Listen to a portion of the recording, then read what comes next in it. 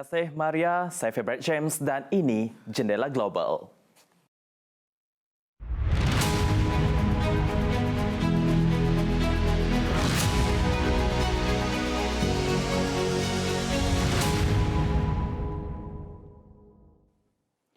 Kes COVID-19 di Australia terus mencatatkan peningkatan susulan pelajar sudah mula dibenarkan untuk ke sekolah dan memulakan pengajian tahun baru mereka.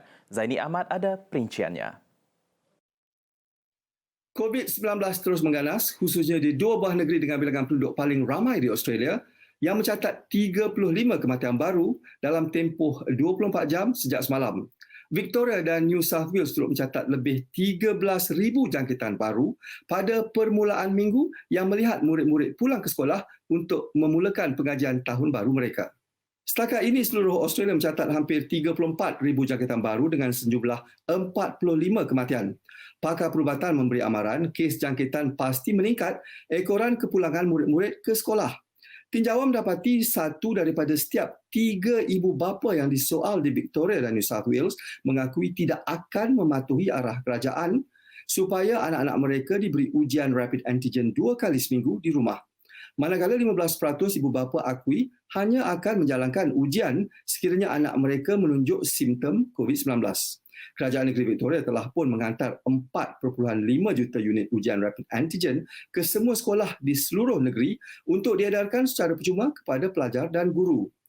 Sementara itu, Kerajaan Australia mengumumkan lebih 4 juta penduduk kini layak menerima suntikan booster setelah jarak di antara suntikan kedua dan ketiga dikurangkan dari 4 ke 3 bulan. Secara purata, lebih 93% rakyat Australia kini telah menerima suntikan vaksin penuh sebanyak 2 suntikan dan tumpuan kerajaan Australia kini ialah untuk menggalak penduduk menerima suntikan ketiga. Dalam perkembangan berkaitan, Australia dijangka mengalu-alukan kedatangan pelawat asing ke negara ini mulai April ini. Perdana Menteri Scott Morrison berkata kemasukan pelancong dari luar negara akan bermula sebaik penurunan bilangan jangkitan varian Omicron.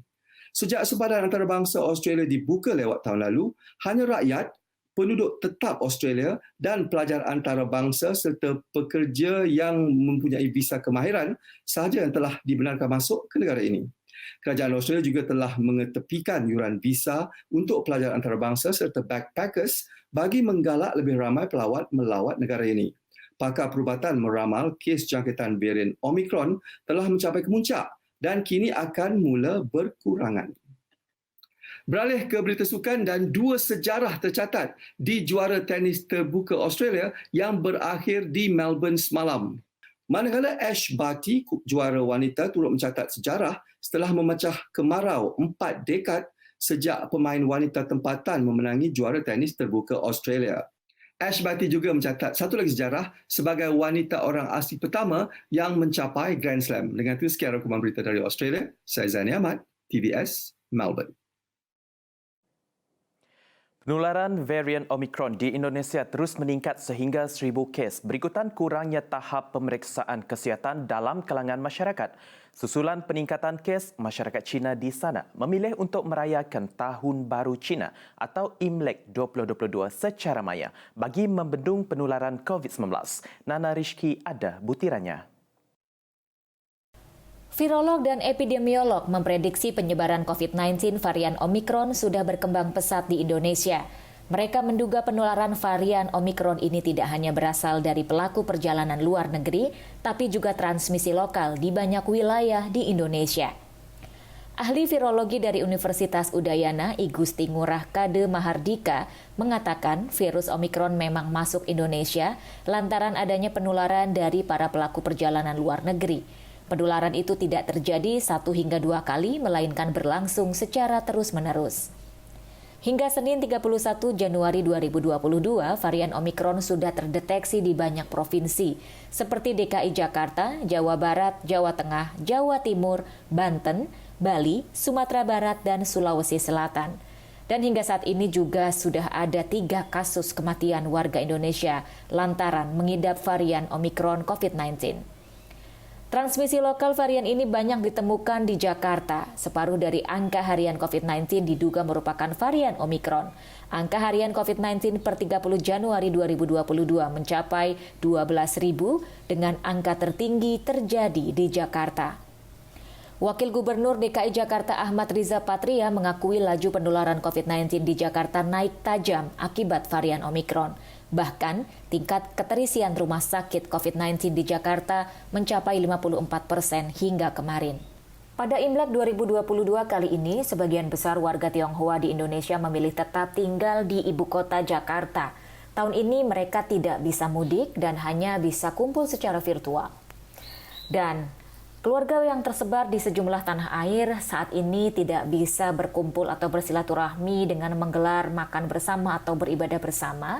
Namun mereka tetap merayakannya secara virtual dengan bagi-bagi kue kering, lapis legit, kue keranjang dan makanan yang bisa ditemui saat tahun baru Imlek. Dan tidak lupa tradisi bagi-bagi angpau yang menjadi ciri khas dalam perayaan Imlek. Meskipun dilakukan secara virtual dan dilakukan pembatasan karena ada laju Omikron yang tinggi di Indonesia, saat ini warga Tionghoa melakukan bagi-bagi angpau dengan cara membagikannya melalui dompet digital. Tren penggunaan dompet digital pada masa Imlek ini pun meningkat saat pandemi. Selain bagi-bagi angpau digital, perayaan Imlek juga dimeriahkan dengan Twibbon atau bingkai foto digital yang banyak tersedia di sosial media. Umat Konghucu atau Tionghoa memang masih harus bersabar pada perayaan Imlek kali ini karena Menteri Agama Yakut Khalil Qomas mengimbau agar warga tidak berpergian dan menjauhi kerumunan.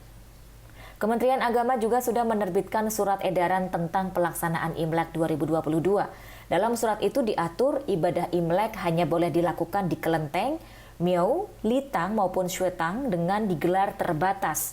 Pemberlakuan pembatasan ini berdampak pada kemeriahan Imlek. Tidak ada lagi arak-arakan atau atraksi tepekong yang biasanya semarak di Chinatown atau kelenteng-kelenteng.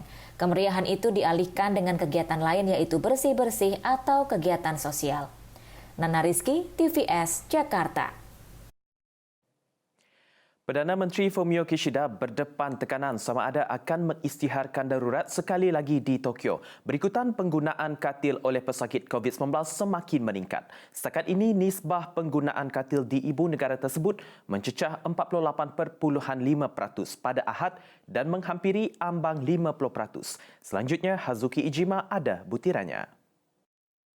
Kerajaan metropolitan tersebut meminta untuk mempertimbangkan darurat dalam usaha meningkatkan langkah-langkah anti coronavirus. Setakat ini, walaupun Tokyo telah mengisytiharkan sebarang kecemasan pada bulan ini sebagai langkah untuk mencegah virus daripada terus merebak di restoran dan bar, namun Tokyo masih merekodkan pertambahan kes sebanyak 15,895 COVID-19. Angka harian kini mengatasi 10,000 kes untuk 6 hari berturut-turut. Perata jangkitan untuk tempoh 7 hari berturut-turut adalah sebanyak 14,699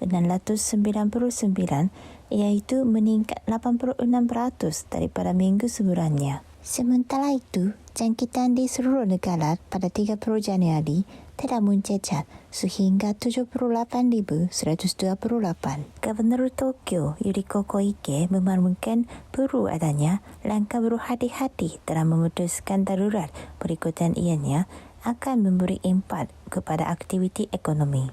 Tampaknya selain sedang menilai kesannya, kerajaan juga akan memberikan pertimbangan sewajarnya dan bekerjasama secara komprehensif dengan kerajaan pusat. Dalam pada itu, Setiausaha Kabinet Hirokazu Matsuno turut memaklumkan pertimbangan yang wajar harus dilaksanakan memandangkan keputusan pengisytiharan darurat melibatkan sekatan terhadap hak pribadi komuniti. Namun, Ketua Dasar Parti Liberal Demokratik Kishida berkata, nyawa rakyat adalah penting dan kerajaan tidak akan teragak-agak untuk mengisytiharkan darurat. Hazuki Ijima, TVS, Tokyo.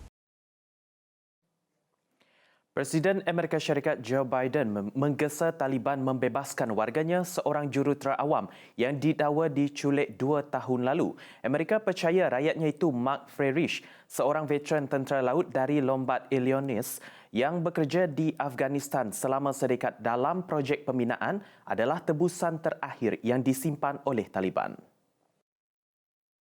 Mark diculik sebulan sebelum Februari 2020 ketika penarikan tentera Amerika dari negara itu sebelum dipindahkan ke rangkaian Haqqani puak Taliban yang didakwa terbabit dalam beberapa serangan paling dahsyat ketika perang. Tegas Biden mengancam keselamatan rakyat Amerika yang tidak bersalah adalah sesuatu yang tidak boleh diterima dan pengambilan tebusan juga adalah satu tindakan yang kejam dan bersifat pengecut. Tegasnya Taliban mesti segera membebaskan Mark. Terdahulu Biden telah mengarahkan penarikan tentera Amerika di Afghanistan dalam keadaan huru-hara sehingga meraih kritikan tajam daripada Parti Republikan dan Demokrat serta sekutu asing. Baiklah, laporan itu tadi mengakhiri Jendela Global malam ini. Saya Febret James, salam hormat dan selamat malam.